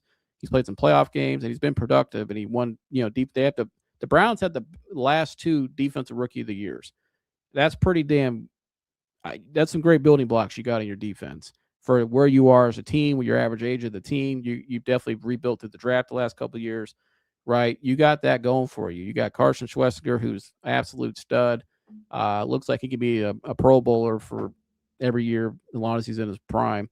And then Jared Verse looks like a stud. He is a stud. So, they still have a damn good team, and I like what they've done in the interior. I think in years past, before they got Mason Graham, I feel like they needed more guys in the interior. Because when you have a great interior, they're able to get skinny in the gaps, create pressure, funnel guys to the defensive ends. They can take away the run, right? When you have great interior play, you cause a lot of problems. You get a lot of teams that won the Super Bowl in the last X amount of years. You go to the Chiefs, they had Chris Jones. You go to the Eagles, they had who's the big guy they got from Georgia inside. They just paid. He's a monster. I slipped my mind, but you know what I'm talking about. He's the dog in the middle. Aaron Donald with the Rams that year. I mean, you go down the list, all those teams, they all had great interior play. And that's why those teams a lot of times are most successful, and they can, they have a lot of winning football, because when you build it the right way from the inside out, and the Browns have that. I think they've got the talent. I like it. They brought back Ward. They needed a veteran, I think. And somebody, have that organization, that culture, like you were talking about, Brian, have a guy like that from the city. I think you got to have those guys. Like the Steelers with Cam Hayward, they keep him around for a reason. The Miami Heat with Udonis Haslem. He wasn't playing the end of the year towards the end of his career, but they had him around for a reason. It's good for you to have guys like that in your culture. Denzel obviously is playing at a high level. So you brought him back. I like Emmanuel McNeil-Warren. They needed that kind of ball hawk safety. I like their defense to me, though. What I liked about them in camp is they've been dominant sometimes in camp. I mean, just in terms of especially the beginning of camp, a lot of pass deflections, interceptions. I mean, the energy, just how they're flying around the field, how how competitive practices have been. Like Jared Verse, you see his leadership, what he's brought to the team already, and they needed that in the organization, I think. And so the defense to me has been really impressive. And I think if you get just solid quarterback play, and if you're playing fantasy football, I'd probably take Quinton Judkins because he's getting a lot of carries probably early on in the season, probably a lot of season. And you got a good tight end and fan, and I like this receiver core right now. I think Denzel Boston has capability to be a receiver one in this league. I really do. Casey Concepcion looks great. Jerry Jeudy, I think with this better receivers around him and a different coach this year, I think he'll be better. I like Isaiah Bond as a deep threat. You can take the top off the defense. Like I like what they're building. I really do. And I think if the Browns defensively, in particular going back to them, I think that defense is going to actually help out these quarterbacks. I think that defense will be pretty good personally. Again, you may not get 23 sacks from Jared Verse ever in a season, but you're going to get what you need. And I think he'll play at a high level. And they got great. I think the way they're building out the team and the right pieces and the right spots, the key spots, they're really building a complementary unit. Even the guy that Quincy Williams, he looks great. So, yeah, I think he's at Brian's lab. Even Saturday's Watson Sanders drama is sign back office is meddling with coach and signs of that dysfunction. That that's what I'm wondering. It's just like who, again, like I said early on in the show, who were the people that came and told you to make that switch? And you're the guy to run. And like we got Brian Johnson, who's in the comment. He's been a coach for anybody that's been around football. I don't care if you're high school, college, the NFL. A lot of the structure is actually the same in terms of like at least the good programs in like high school and college. You meet before practice. You plan out your practices. You know everything you're doing in advance. You're keeping track of everything. Like a great coach is always on top of all of that. And he literally told the media, and shame on the Browns if that's the case for putting the coach in that predicament. And the guy just went and told the media what his plan was because he was already pre-planned, and then you make him change it like that. That's terrible if you did that. Shame on you. But and that's pretty. Hopefully that's not a sign down the road. There's something that's a pattern again down the road, like we saw with the last head coach. But I don't know. I'm still kind of confused by that. I think the unit is more united, faster, better, more experienced. We won't miss Miles with this group. Yeah, be honest with you, that sounds crazy, but I think you're right. I kind of agree with you, Tool Man. And people on the outside say, well, you're not going to miss Myles Garrett. And I get it. Myles Garrett's one of the greatest defensive players of all. We'll go down as one of the best defensive players in my lifetime. And he'll be one of the best of all time. But, they did a hell of a job in that trade, I think. I mean, you brought in a guy, the age you got him at, what he's already shown.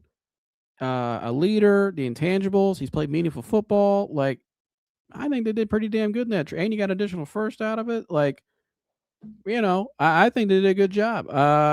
And I think that defense will be just fine because they're all young, they're all hungry, and I like Coach Rudy as well. I see him out there dancing with Shedeur before practice. Like, I like my defensive coach to be high energy, intense, loud. That you got to have a pack of wolves out there, 11 strong. So, I like what they got defensively. I think they'll be just fine. I think with the defense will be better if they stay healthy. Yeah, that's the whole thing. They just got to be healthy. They just got to be healthy, and they got to create depth. They got guys I think they could rotate in, but I think they got to have some depth as well, especially on the D line, and get guys to rotate in. And they were talking about bringing back Jadeveon Clowney possibly, which I wasn't opposed to. Monken said he wouldn't. He approved the guy. So, and again, it's not really you're not depending on Jadeveon Clowney to come in and be this like big pillar of your defense, right? But just add depth to that D line. I think if you could rotate more guys in, I think that'd be key too. The energy, and it keeps the energy, helps reduce the injury risk. But the energy they play with is what gets you through the fourth quarter, keeps games close, and wears the other team down. Yeah, especially at home, it gives you a puncher's chance at home. We've seen a lot of games like that in Cleveland, where especially against teams they weren't supposed to win, games they weren't supposed to win. Like I think that 49ers game back at 23, one of my favorite games I've watched in the last 5 years of the Browns. Remember it was raining like hell that day, but the defense really, against a pretty damn good 49ers team, they were rolling at that time going into that game. Yeah, they did pretty well that day, and they gave. I think the quarterback was who was the quarterback? I think it was PJ Walker. I mean, they gave him a shot and they won the game. So, Miles could sack you 6 times, dominate, and be meanest like the Patriots get. Yeah, and then he'd go sit on the bench and, pout about it. And I get why he was upset. I get it, but, and I said this before. Again, Miles Garrett, Miles Garrett, all-time great player. I love Miles Garrett. He's gonna again first ballot. He'll be a first ballot Hall of Famer. But me personally, my preference is if I'm a head coach of a team, and I think Todd Monken was kind of like hinting at this. And this is just me speculating, but I remember playing the clips of him in the press conferences back in the spring. If I'm Todd Monken, I'm coming into a new situation. I want my star guys present. I don't care if it's voluntary or not. Okay, your presence matter. Yes, you're not going to get better by coming to this, but although you are getting more acclimated with the team and the coach, so it does help you in a lot of ways. But I think any chance you get to have that, you should take it. But your presence matters. That's a standard. You know what Miles Garrett couldn't do that day against the Patriots? Start yelling at his teammates. You know why? Because he wasn't there grinding with them back in April and May. And those guys would look at him and go, Miles, we know you're great, but don't talk to me like that. You weren't here grinding with us back in April, May, trying to fix these problems, trying to get ahead of this stuff. You know what I mean? Like, I like that Jared Verse showed up, embraced everything, showed up to everything, and he's walking it like he talks it, right? And you see him on the mic'd up, how vocal he is. Like, they got a real leader up front. And, again, came from a great organization. It matters. It look how it molded him to become, right? So, Coach Rudy had a good defense in Atlanta. Yeah, he did. He had a really good linebackers were really good as well.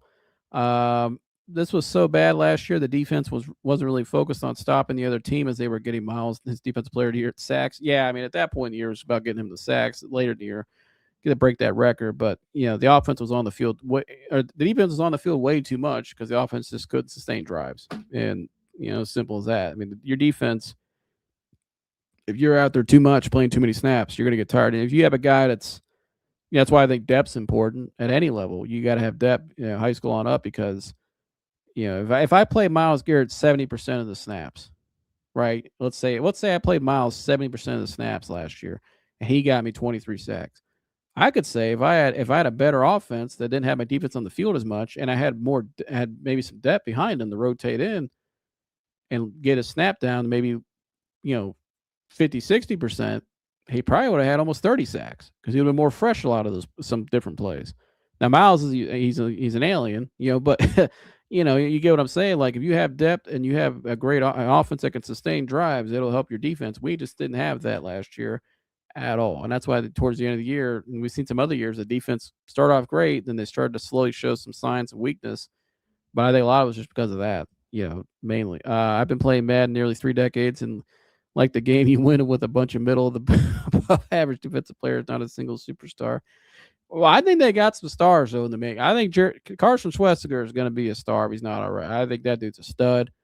I'll tell you guys this: a guy that I told you guys early in the show. If you didn't go see it, go back and watch. I talked about the Joe Thomas story with my show over the weekend. But Dan, who's a contributor on the show during the season, he went down the whole weekend. He got to go meet all the Hall of Famers, and he talked to Luke Kuechly. And Luke Kuechly told him about Carson Schwessiger. He goes, because Dan said to Luke Kuechly, he goes, "I wish we had a guy like you in Cleveland, all these years and now." And he's like, Luke Kuechly told Dan, "You got one now."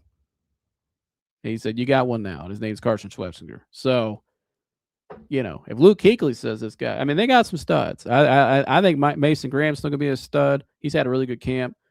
Jared Verse, I think, will be a stud. I think Denzel's already a stud. They got some dudes over there in defense. I think they'll be fine.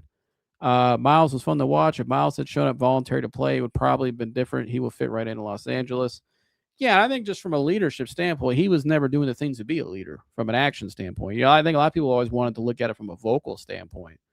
Miles needs to be yelling, but you don't have to be vocal. Nick Chubb wasn't a vocal leader. But Nick Chubb led by example, and he showed up to things, and he was there. He was present. And, Nick Chubb didn't do anything that Nick Chubb wouldn't ask anybody to do anything when he was here that he wasn't doing already.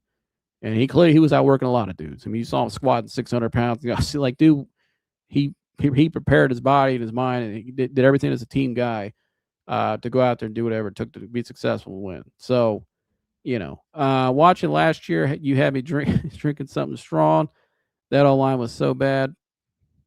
They couldn't stand between any pass rush. Yeah, last year, yeah, it was hard to watch that O-line. I think that O-line last year, they came off the debacle of 2024, where Bill Callahan is basically out of the building, and you bring in a guy that from Seattle who I think it was Andy Dickerson, who by the end of the year wasn't even coaching the unit. It was Mike Vrabel was working with the offensive lineman. And so you had no stability. And like Stump Mitchell said, he talked a lot, and he was in that locker room year prior that, you had a lot of guys that were banged up, they were hurt, they were trying to learn a new system and a new scheme, and while they're injured, and they can never put it together. So then they come back in 25, and then you got another offensive line coach, and another OC, and Tommy Rees, and 2 rookie quarterbacks. So then you bring back Flacco, and then you bring in Kenny Pickett. And then they're older as well. You had some guys that were like Batonio, they were older. Teller was, still, obviously Teller's older, but you had some guys you had some injuries. Jack Conklin obviously has been dealt with injuries throughout his career here, but you had a lot of that stuff. I just think they never could fully put it together. I think what they did this offseason was necessary. You had to reflush, start over, starting with a new head coach, brand new, all new everything, and then they brought in all new linemen, draft a left tackle, right? So you can develop into you want them to be.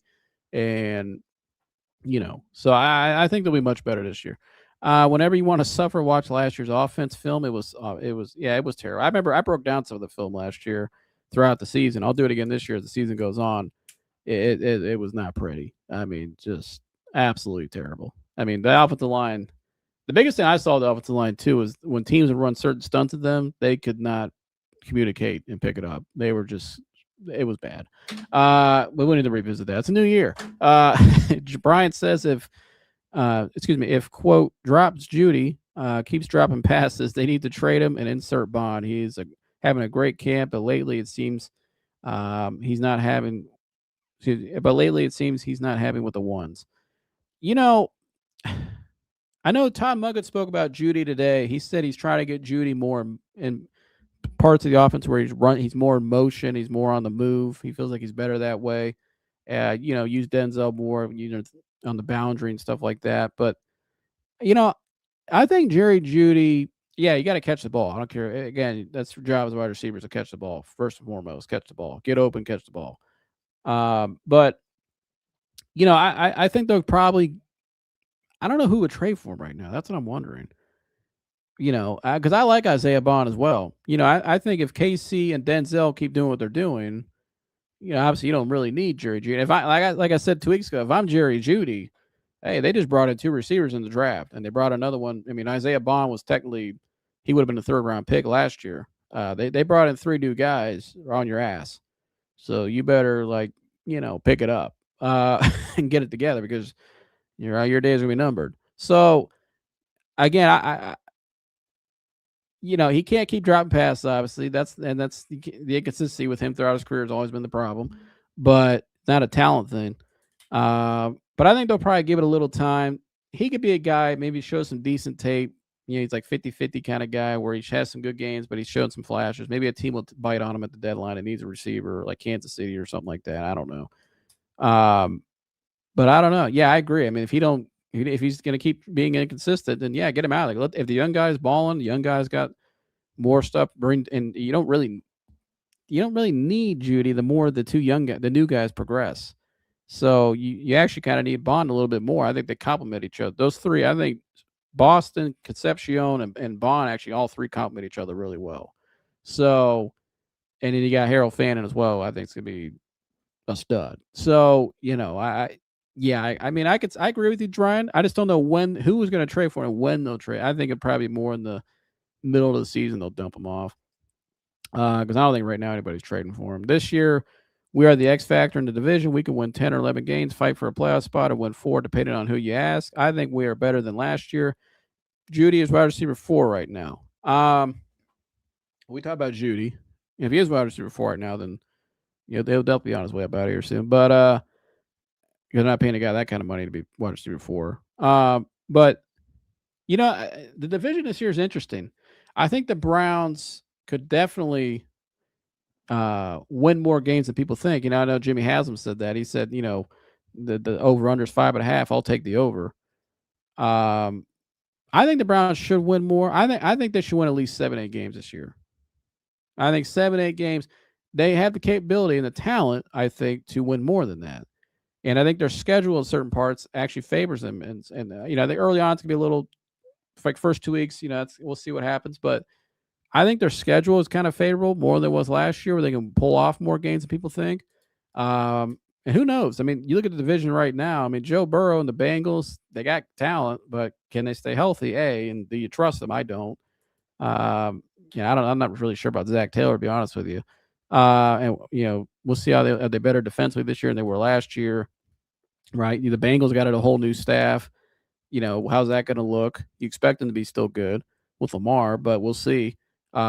Pittsburgh, we talked about them earlier. I mean, they haven't won a playoff game in 10 years. I mean, they make the playoffs, but now they got Mike Tomlin's not there anymore. So they got a whole new everything. They got a 40-something-year-old quarterback who I think is still, when he's on his game, he's still great. But how are they going to look? So I think the division itself, the Browns probably could be could be the X factor in the division for sure. I think that's a great point there, Toolman. I think one thing I think the Browns had compared to the other teams is a little more unknown because they're younger and you don't know what you're going to get at the quarterback position, but you got a new coach, a first-time head coach.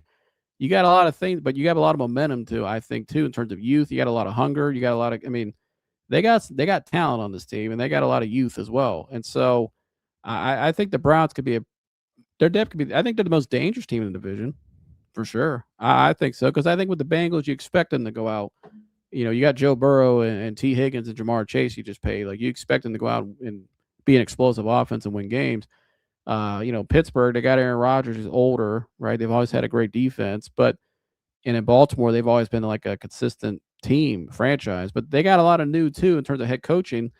But I think the Browns, I think the Browns have a little more unknown. You just don't know what you're going to see. We can all kind of watch practice, say, okay, newness here, and there, and I like where they're trending.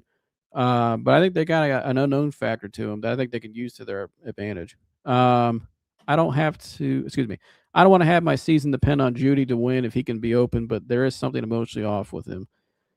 Yeah, this is a guy, he's been through. This is the last part probably of his career where he's going to get a shot. He may have one more shot after this, but there's probably a lot of pressure. Like I said, they brought in 3 new dudes on your ass. So there's probably a lot of pressure he's feeling right now. It's probably a lot of it. And if he leaves, I'd say probably when he leaves Cleveland, he's only probably get one more shot. So, and it's never been a talent thing with Jerry Jeudy. Jerry Jeudy in college, granted, he was the 12th overall pick coming out. He was that dude at Alabama, but he just hasn't been able to put it together consistently in the NFL. The highlight of his career is Steve Smith going off on him. So, in a pregame, that's the highlight of his career. Well, I'd say the game he had in the return to Denver, he balled out that game. I give him credit. He had a great night, but that's what he's most known for since he, came in the league. We still have one more year of Jeudy. If we trade, we will be at the deadline. Be honest, depending on how the team and health at the time. Yeah, a lot of factors have to trade in that, and then they may not need him at the deadline. If the other, I think Boston's going to become a wide receiver 1. I really do.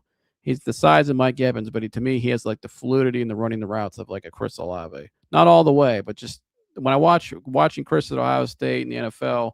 And watching how he runs, like his feet. When you watch Boston run, there's not a lot of – he's not picking up a lot of turf when he cuts in the field. Like, there's not a lot of wasted movement. He's just very clean and dominant. The dude's big too. And Concepcion looks pretty good. Jeudy isn't worth much this year. His poor season. Last year, he is paid right about what you expect from him, from an 800-yard receiver. Honestly, you need to feed him the ball to raise the value of the double. And that's what I'm getting at. I think you got to let him put some tape out and feed him the ball a little bit, put him in Monken's offense. I think him just being in this offense alone compared to last year's will be better for him. And then reassess that around the deadline. And maybe you don't need him, you just dump him, or maybe he's an ass. Maybe he's playing well, and you guys are playing well, and then you keep him maybe. He has the fast twitch dancing, but not the hands. Yeah, he can get open like a son of a bitch. His route running is great. It's just consistency and not getting emotionally too down. Like last year getting pissed off, and what I mean, like just. And I get it. I like guys that like to compete and stuff and want to win, but he's just been too much this. You got to catch the ball. That's what you pay you to do. You got to catch the ball. To score touchdowns and get yards, you got to catch the ball. He can get open. I mean, you hear a lot of receivers that come up, they grow up, a lot of them say they watched Jerry Jeudy. Like a lot of these young guys in college and young guys come to the NFL, they grew up watching tape on Jerry Jeudy because Jerry Jeudy's a damn good route runner. That's never been an issue with him. It's just the other thing, catching it and being consistent, right? He would take away from our 3-gun receivers. If he continues to be that DB was last year. And that's a great point, too, man. I think that's kind of what Brian, you guys were all saying today about him is, you have these 3 guys coming up. Bond's rolling right now. I've seen it, too, in camp. He looks great. Like you mentioned earlier, he looks good. The 2 young dudes, they look great. And a coach said today that Denzel Boston's going to get more increase now, which he should. In terms of involvement and stuff. So, I agree. You want your young guys to get all the reps. They're the future, and they're the ones that are balling out right now. So I agree. Give all the reps to them, and you could probably get rid of Jerry. The coach likes Talon Wallace a lot, the veteran, and maybe he's the perfect veteran for this because he's a guy that could just go out there and rotate in and fill in certain spots for certain. Can he be a good blocker on the perimeter? All right. I want to see that from my receivers. That's a part of being a receiver. You got to block in the perimeter too, and stuff like that. But, going back to Jeudy, though, I agree. If the 3 young guys keep rolling like that, just let them get some good tape out there and then reassess it at the deadline. But he's never had to fight to stay on the team. And that's why the Browns did it the right way with the rush. They brought in 3 new guys, and they're putting Jerry Jeudy on notice. And this is it. So he better put up or shut up. Because again, like I said, if he leaves here, he's probably got one more shot. Tillman won't make the team. Yeah, I don't see Tillman making the team either. I think that I think Talon Wallace is going to make the team over him. And Monken likes him. He obviously knows him. He has experience with him in Baltimore. He trusts him, so he's probably going to go with him. And I like having the veteran in the room for the young guys personally. But because I did see Talon Wallace out there with Shedeur after practice with Boston. I like that. You're asking this guy to go out and be a big time receiver, but he brings intangibles that are good for your culture and good for that culture of that room. So I would keep him over to Tillman. Tillman was a talented guy. It's unfortunate. I think he came into a situation where he had a major injuries last year in college. You look at where he was rolling though. Before that injury, he was a dude. I mean, he was putting up big numbers against like Alabama. But Saban was there. He had a lot of talent. It's just, the injury, unfortunately, then came in the league. It's been I think a lot of it's, I think Tillman's kind of a byproduct of being in a bad situation for a couple of years. 24 is a bad situation, 25 bad situation. And, with the coaching staff, the coach, switching out coaches. And I just think I think he's one of those young guys that didn't get probably the development he needed, and he had an unfortunate injury. Coming your rookie year, coming off a major injury, that's tough. So, but yeah, he won't get cut. I hope the guys, he gets a chance somewhere else. Maybe he can get a second chance at a career, but we'll see. But he's probably the odd man out. Cut Thrash already. Yeah, I don't know about that Thrash. I mean, you don't really hear a whole lot about him. So maybe he is getting cut. I don't know. I mean, that was a guy that, who I thought was intriguing when they drafted him, but I don't think he's you don't really hear his name ever. I mean, you only hear the other guys. So I don't know. I mean, I hear Wallace more than him. Wallace also plays special teams. Yeah, that's another reason you keep Wallace, because you need him on that unit as well with the special teams. Great point there, Brian. Any news on Stoles in the tight end room? He's missing personal reasons. I'm not sure. I'll have to look into that. I did not see that because I've been looking more into the quarterback stuff and then all the main top. But I'll have to look into that with the tight end room. But thanks for bringing that up, Tool Man. Mr. OG Skelly says, make no doubt about it, Deshaun is starting. All right, so Mr. OG Skelly says he's declaring Deshaun is starting. No doubt about it. But that's gonna be that's gonna be the obviously the topic here around town for the next couple weeks until they name a starter. So we'll be covering it here live on the Real. I think Mike will be back this week with the Professional Fan as well. Talk all things Browns camp. He hasn't done a show in a while, so stay tuned for that. And again, shout out to Joe Thomas. $46 million. Yeah, I mean, big money amount they're paying him. But shout out to Joe Thomas again for over the weekend, plugging or shouting out the show, and now following the show as well on social media. So Joe and I will connect here soon. Maybe I'll try to get Joe on the show. That'd be awesome. Again, my favorite player of all time. The reason why I wear 73, you see the jersey up there in the top right. That's my jersey. That's why I wore 73. But here was Joe Thomas with our guy Jersey, contributor to the show at the Hall of Fame this weekend. Yo, what's up, Joe? I just heard about The Real, and it's already my new favorite podcast. I got to say, what's up? So sad that you couldn't be here, but we're celebrating Enshrinement Weekend. Maybe we'll see you here next year, buddy. Keep up the great work. Go Brownies. Go Brownies. And shout out to Joe Thomas. And shout out to all you guys today. You guys make the show great. You guys were awesome today in the comments as well. I like that we have a lot of educated fans in the chat as well, and former coaches, which I love, and players. So shout out to all you guys. And please like, subscribe, and share. The preseason will be live bullets. We'll tell the story. Absolutely. And that's why I think you should play it out. And like you said, with the live bullets against another team, let's see what happens. I totally agree. Won't matter who starts because both will play Saturday. And then Saturday's got, I can't wait to see that. Like I said, like Brian just said, you're going to see live bullets finally against another team. It'll be great evaluation for both guys. O-line will need to play a bit with the ones and twos most of the game. I'm sure Monken and his staff will have a good plan in place, and we'll get a good evaluation of both guys, and then we'll take it from there. And I can't wait for it. And I hope you guys can too. But if you like today's show, please like, subscribe, and share. As always, spread the word. If you want to call, leave a comment on the topic of the show about the Browns, whatever, call now. 216-532-5550. Call and leave a voicemail. Again, 216-532-5550. Call and leave a voicemail today, right now after the show. And let us know your thoughts on what's going on with the Browns. What's your thoughts on today's topic? What happened Saturday? Who do you think is going to start? What's your prediction for the year? Anything Browns related. Just call and leave a voicemail. 216-532-5550. Call today, and I'll play your voicemail on the next live. Shout out to all you guys for tuning in today. Thank you again to everybody in the comments. Toolman, Brian, Mr. O.G. Skelly, B. Skrills was in the house. Who else did I miss? Buck Gordy, shout out to you. Shout out to everybody. Raw Status TV. Raul, good to see you as always. Rio DMV. I didn't see this one. Watts starting the game away, so he doesn't get the boo on live TV. The offense will start slow or bad. The 2-star home game. Yeah, we talked about that earlier. Thanks for your comment, Rio. Shout out to this is annoying. Get your talk about what happened with the quarterback situation, but they appreciate you, BS4U Scoot. Shout out to all you guys for tuning in today. As always, please like, subscribe, and share. And good show. Thanks for talking some ball. Appreciate you. Thanks for talking ball too, man. And we'll see you on the next one, my friend. And shout out to Mom as well. Hi from Mom. Appreciate you, Mom, for tuning in as well and for moderating the chat. But shout out to all you guys. Please like, subscribe, and share all the good stuff. And call and leave a voicemail again, 216-532-5550. And love all you guys. I'll see you next one. I'm out of here. Gone.